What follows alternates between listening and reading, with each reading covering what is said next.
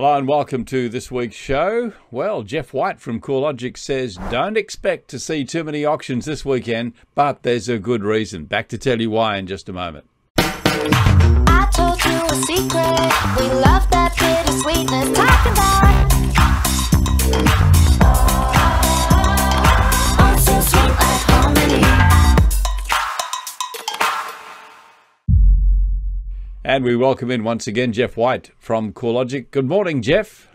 Good morning. How are you, Kevin? Mate, I'm fantastic, thank you. So what's the reason auction activity is going to be way down this weekend?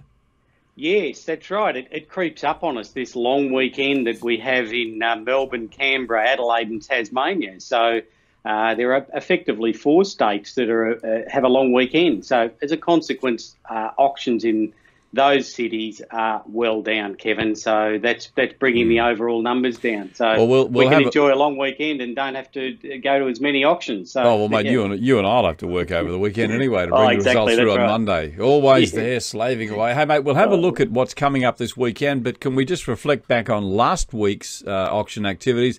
We'll firstly bring up the final results. Down Sydney and Melbourne in the 50s, Geoff?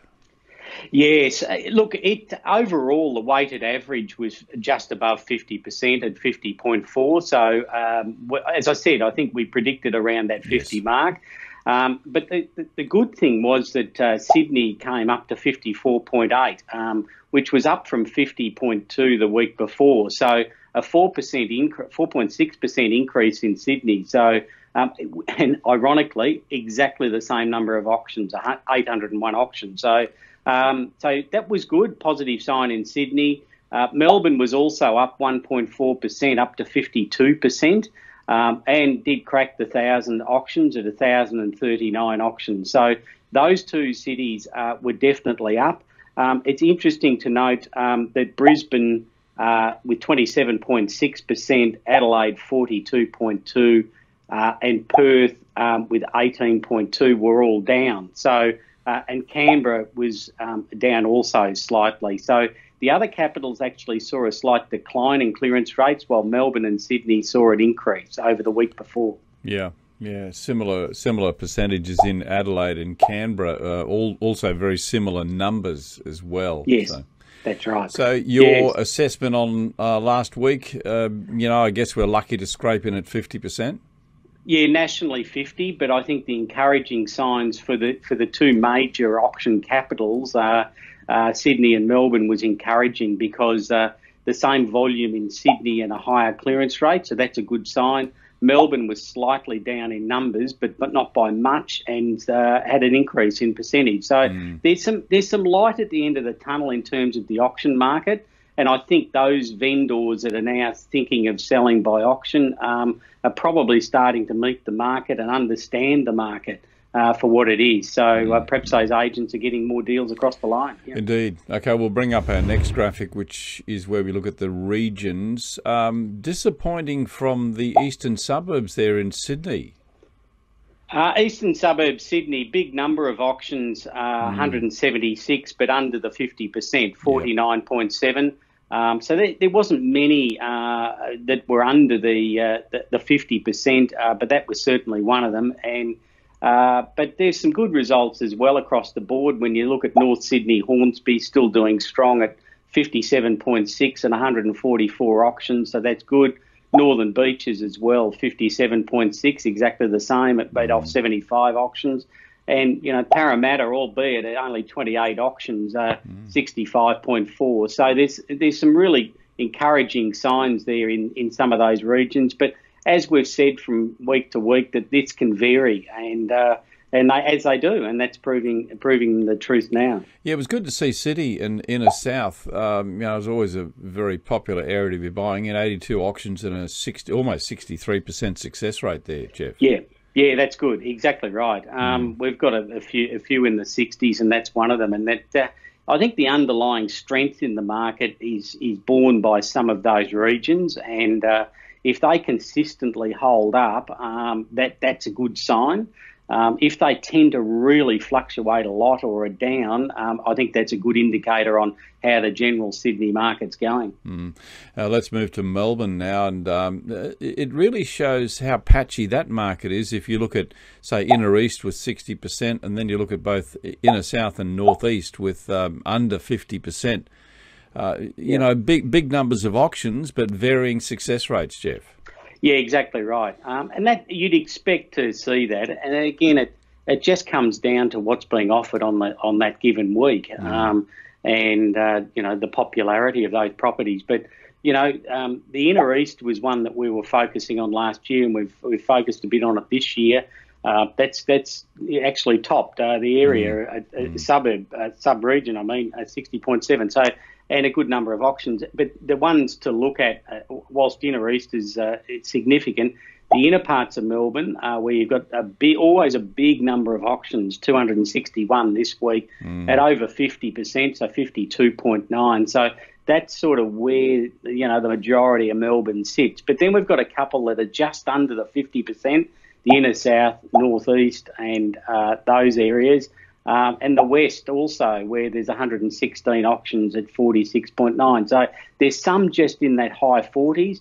Wind back the clock, though. Wind back the clock to November last year, and we were saying, you know, early 40s, maybe mid 40s. So this is the difference we're seeing year on year.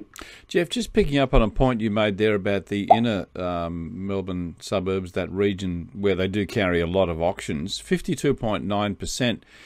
Is that about par, or is it below par on historic results? Oh, historic results, it's down.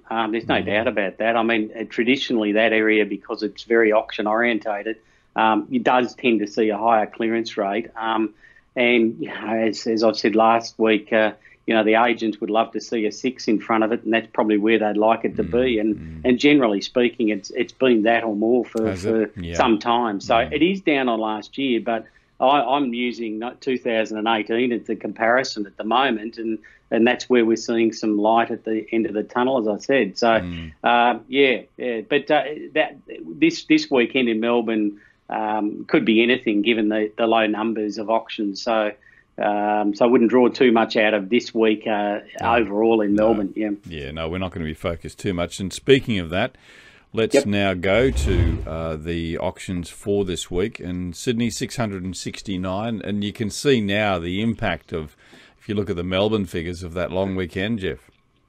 Yeah, that's right. It is amazing. The estate agents, when they're listing properties, as they always do, they look at the calendar with the vendor and they go, well, this is a long weekend, we might avoid that.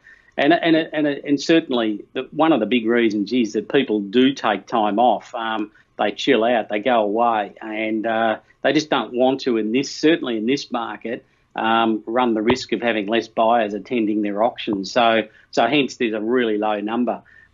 Some would argue they have more of the market to themselves if they auction on this week. So that's the flip side of that. So I've often wondered about that, Geoff, because I sometimes wonder whether it's the fact that the agents want to have a weekend off, or if it's really a rational excuse to say, well, we're going to be down on buyers. Because anyone who wants to buy a property, which is, let's face it, the biggest purchase they'll probably ever make, you know, maybe they can sacrifice a weekend. They wouldn't want to miss out. Yeah. Oh, look, I wind back the clock. I remember signing up a sale once, Kevin, on Christmas Day, because the buyer wanted to sign it. They gave up their Christmas dinner. So it does happen. Look, it's interesting. I think the agents are all still working. They're all out doing their opens. They're just not auctioning. So they're not getting too much time off. And they're out pounding the footpath. So there goes Geoff. There goes Geoff, the friend of the agent. Good on you, mate. You look after you look after those boys. I know what you're saying, mate, and I share your view. Hey, Geoff, can I just touch on another subject before I let you go? And I think this is one that I really want to mention again. We mentioned it earlier today, and that is about the floods in Townsville and the special support that CoreLogic RP Data is actually giving to the agents in Townsville. Tell us a little bit more about that, Geoff.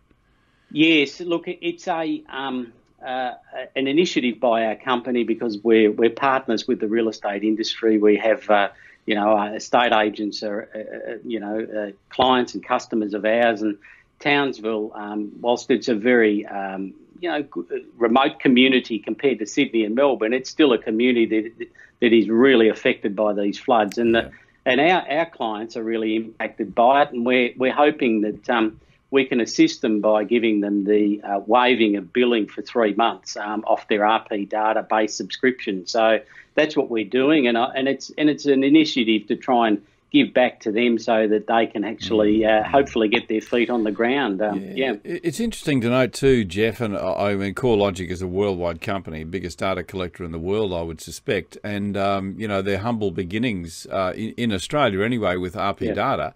That's really where it's a wonderful story about Ray actually walking the streets of Townsville taking photographs of sold properties. Yeah, that's right. Is that how it all started?